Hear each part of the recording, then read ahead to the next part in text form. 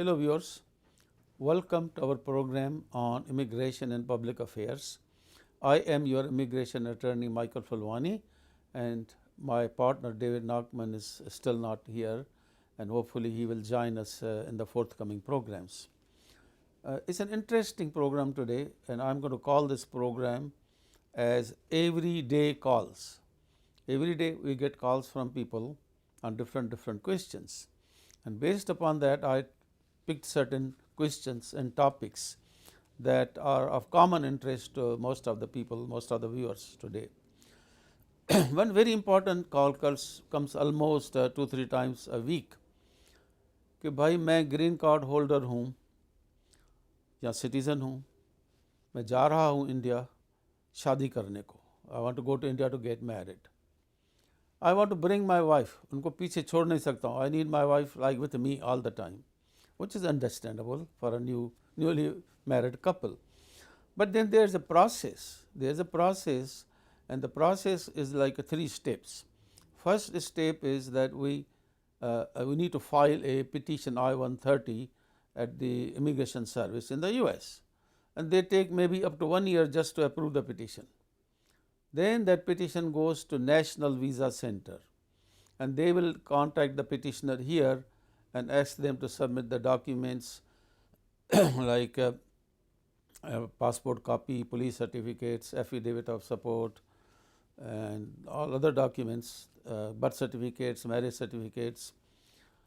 Once they complete all the paperwork, then they will wait for the visa number to become available. In green card cases, citizens are not subject to the quota. So, citizen case, on the marriage case, once the paperwork is completed, they will schedule the interview and then tell the person, now you can go to American consul and apply for interview on such and such date.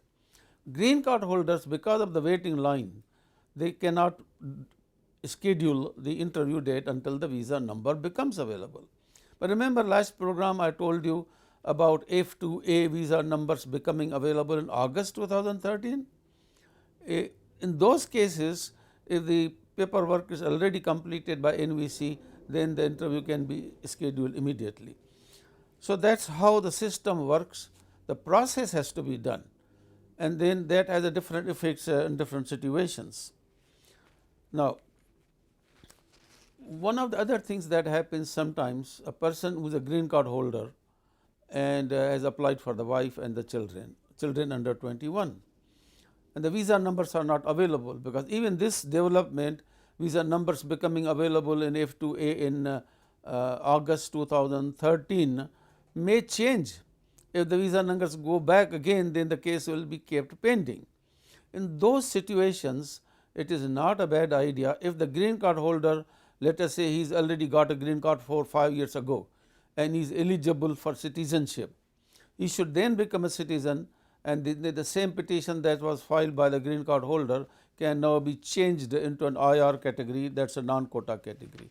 So, this is a very important subject so far the marriages are concerned, the processing information. Now, there are a lot of other things that I will say that every applicant must be very careful.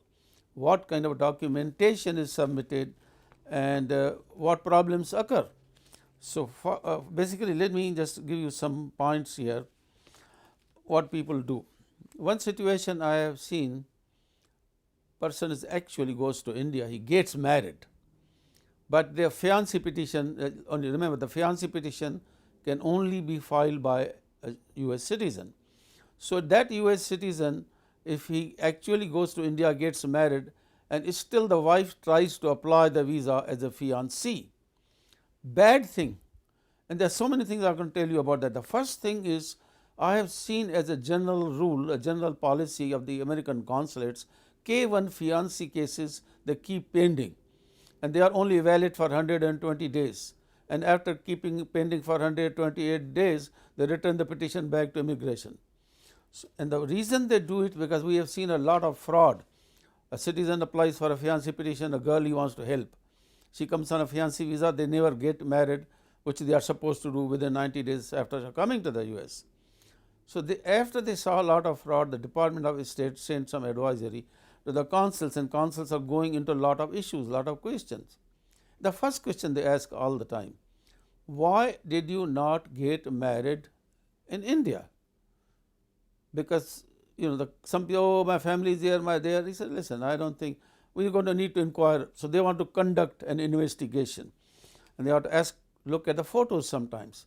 And sometimes what people try to do, they have engagement photos, the marriage photos, they show as engagement party. Consuls are smart, they know the difference between a party that is done for a wedding and a party that is done for engagement. Also, they do field investigations. First of all, they will always try to ask the person, tell me the truth, even if they don't know anything. They want to dig. Tell me the truth. Tell me the truth. Are you really married? Are you really married? Now, if the wife is really married, she gets worried out of anxiety. Okay, I'll tell you the truth. Actually, we got married and all that. That is very, very important to understand, that consular officers even do a field investigation. In other words, they have a real doubt, they will send a staff to the field, maybe Gujarat, maybe a village, maybe any place, And in the investigations, they talk to the neighbors, the friends and all that, who went for a wedding. उनके पास तो invitation card भी रखी है, photo भी बताते हैं, हाँ शादी हो गई थी, हम भी गए थे खाना खाने. So there is no fiancé there. And the result is, not only the application is denied, but the American consul will charge that wife or husband who lied and who tried to cheat or deceive a fraud charge, which is a lifetime bar. Lifetime bar. So the consequences are very, very, very, very severe. So always tell the truth. Now, sometimes we have seen there is a rule of basically what we call is retraction.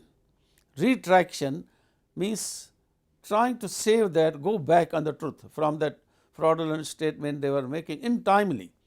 So we had cases where this happened, but they consulted me in advance. Then my wife, actually we got married, she is going for a fiancé interview. She went for a fiancé interview, she told them very clearly that, sir, the fact is that I was actually engaged, but this was an error, I want to withdraw that petition and I will be filing a marriage petition later on. So the consul then permits her to withdraw that fraudulent statement and let it go. So there may be situations where you can timely save that situation and then take the right steps to get the green card processing done. Okay. The other thing that I have seen is that registration. Now, unfortunately, I see these lot of Gujarati cases also. The boy, whether is a citizen or a green card holder, they go there and they go to the court to do a civil marriage and get a marriage certificate. That is all right if it is real, but the consul always doubts that. The second thing they do, they go to the registrar of marriages and register a marriage which never took place, and that certificate they use in the petition. That is another big problem. But I think this is something that I want to tell you in a little more details, but it is time for a short break, and right after the break we will continue this subject about our green card holders and US citizens who go to India to get married and they want to bring their wife or husband early, and they make some mistakes and get into some problems. We will talk about that right after the break. Please stay tuned and we will be back.